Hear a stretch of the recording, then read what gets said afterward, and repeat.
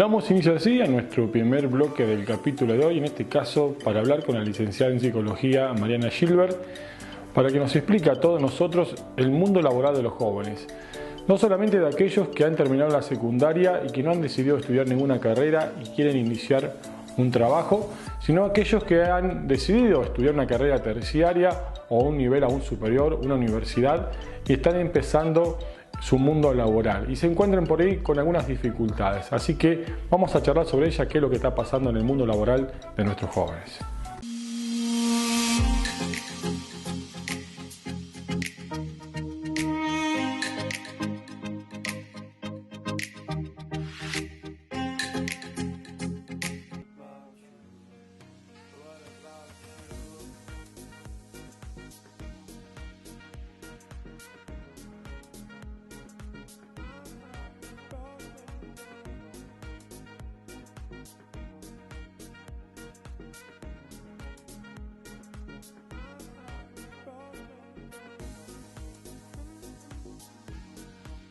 Bueno, me presento, mi nombre es Mariana Gilbert, soy psicóloga, soy graduada en la UBA, soy de Capital Federal y hace 4 años más o menos que estoy viviendo en Lincoln, y aproximadamente hace 3 años que formo parte como asesora externa de Establecimiento Anajor, que es la empresa familiar de mi esposo. Me desempeño ahí principalmente en el área de recursos humanos. Con respecto a la pregunta qué sucede con respecto a la inserción laboral en los jóvenes, qué expectativas tienen, me gustaría hacer como 2 análisis. Primero uno más global y uno como más abocado al área del feedlot, que es donde yo me desempeño. En términos generales, lo que se puede observar es que hay un desencuentro entre la empresa y el joven. ¿Desencuentro en qué sentido? En que los jóvenes sufren como una primera decepción cuando están en una búsqueda laboral. Así sea jóvenes profesionales, o sea recién graduados, o gente que se quiere desempeñar en algún oficio o alguna tarea comercial, ¿no? Entonces siempre sufren como una primera decepción, que es que hay poca oferta de trabajo, y particularmente acá en la zona de Lincoln. Entonces eso es como una gran decepción, porque salen como muy entusiastas, sobre todo los que recién se graduaron, con muchas ganas, ¿no?, de ejercer, y se encuentran con esto. Y sostenido esta situación a largo plazo genera frustración, genera enojo, genera desánimo, y sostenido a muy largo plazo puede traer conflictos de autoestima, que son los que vemos en el consultorio, principalmente los psicólogos. El tema es cómo lidiar con esto, ¿no? Porque ¿en dónde buscan trabajo los jóvenes, ¿no? Principalmente en esta zona, en la zona de Lincoln, se usa mucho las redes sociales. Por ejemplo, Establecimiento Anajor tiene su Instagram, tiene su Facebook, este espacio de consultorio también, donde publicamos las búsquedas, y que eso es bastante efectivo porque se reciben los currículum. Y nosotros, los psicólogos en general, siempre decimos que buscar trabajo es un trabajo. O sea, la persona tiene que invertir tiempo en esta búsqueda laboral. O sea, tiene que tomársela como una rutina. Y lo que sirve principalmente hoy en día es el boca en boca. O sea, yo siempre le digo a las personas cuando me preguntan cómo hacer, sobre todo a veces los pacientes traen esta necesidad, siempre hablamos de hacer circular la necesidad, de que están en búsqueda de empleo, ¿no? ¿Qué quiero decir con esto? Hablar con los amigos, con los familiares, decir, mirá, estoy buscando trabajo.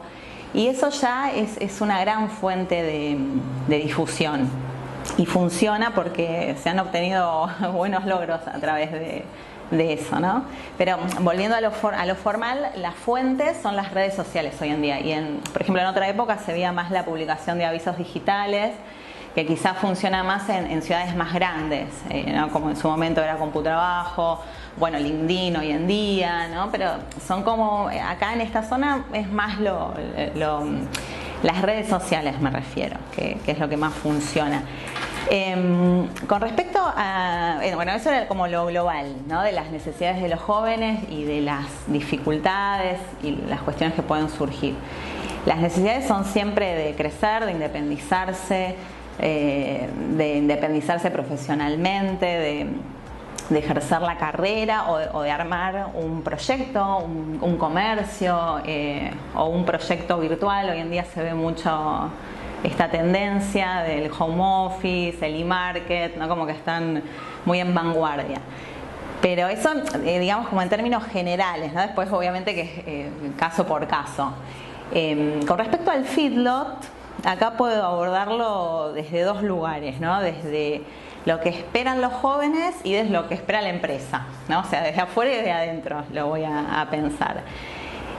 Con respecto a los jóvenes que aplican principalmente a puestos de trabajo en área de feedlot, son los técnicos en producción y los técnicos en administración, la gente que tiene el oficio, que quizá tiene una formación base, ¿no? Que puede ser, la formación base me refiero hoy en día, la llamo así, a que a primaria, secundaria, completa o incompleta, que hoy la podemos ubicar en una formación de base. Después la formación intermedia ya serían las tecnicaturas superiores y después en un nivel superior, por supuesto, los universitarios. Este tipo de población son los que hoy buscan trabajo en el área del feedlot. Los puestos, por supuesto, que son distintos. Las expectativas que tienen, analizándolo dentro de estos grupos, podría ser, por ejemplo, los que tienen el oficio, tenemos los que tienen la vocación, que quiere decir que se criaron en un ambiente rural, que su familia siempre o tuvo que estar en una estancia o hicieron tareas rurales, manejo de hacienda y demás cuestiones, y tienen la vocación de hacerlo, pero no tienen la formación teórica.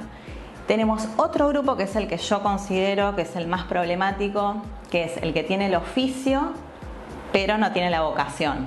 O sea, sabe, pero no tiene la vocación. Entonces, este tipo de postulante, como que puede hoy estar trabajando, alambrando en un feedlot y mañana puede estar en una escuela haciendo otro tipo de tarea y le da lo mismo.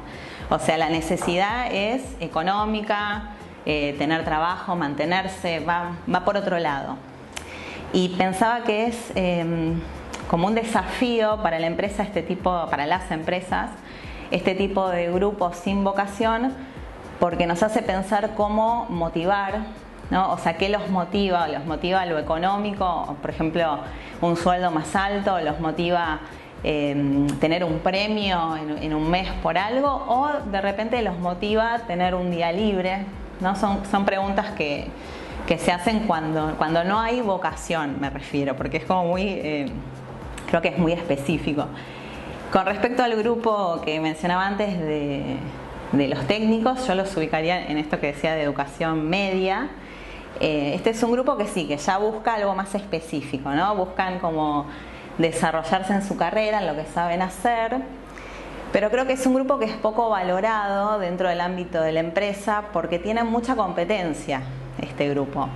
Compiten, que es hasta desleal si uno lo escucha, porque compiten con los que tienen menor formación, por ejemplo, compiten con los que tienen el oficio y además compiten con los que tienen mayor formación, también compiten con los universitarios y además compiten con personas que quizá tienen el oficio administrativo, porque muchas veces los técnicos en administración buscan un trabajo de oficina y puede venir un chico administrativo que ha trabajado en distintas oficinas, distintos rubros y le puede ganar el puesto porque quizá tiene más herramientas informáticas o puede hablar mejor con la gente. Entonces, como que el grupo de los técnicos tiene mucha competencia, inclusive en el sector de manejo de hacienda también. Inclusive compiten obviamente con los del oficio y compiten con universitarios también, con ingenieros agrónomos cuando están recién graduados, que muchas veces, y esto lo estoy viendo mucho ahora, esta semana inclusive que estamos con una búsqueda activa, que muchos ingenieros aplican para puestos para el cual están sobrecalificados. O sea, la demanda de trabajo lo lleva a aplicar a puestos para el cual están sobrecalificados. Entonces, bueno, volviendo a los técnicos, tienen esta competencia. Entonces, a veces es difícil que se puedan insertar. Y de hecho, hasta hay algo interesante para pensar acá, que es a veces compiten con los que tienen el oficio, que de repente un técnico a veces no sabe andar a caballo y el que tiene el oficio sí. Entonces ahí hay como una competencia también. Sí, ese es el tema del día, de alguna manera, porque tiene que ver con un malestar de la época.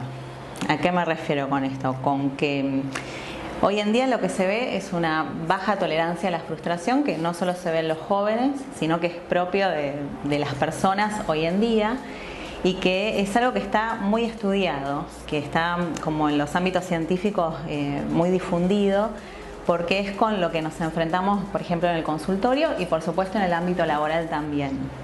¿A qué me refiero? No me gusta este trabajo, dejo. Esta carrera resultó muy difícil, es muy larga, dejo. Me voy a estudiar otra.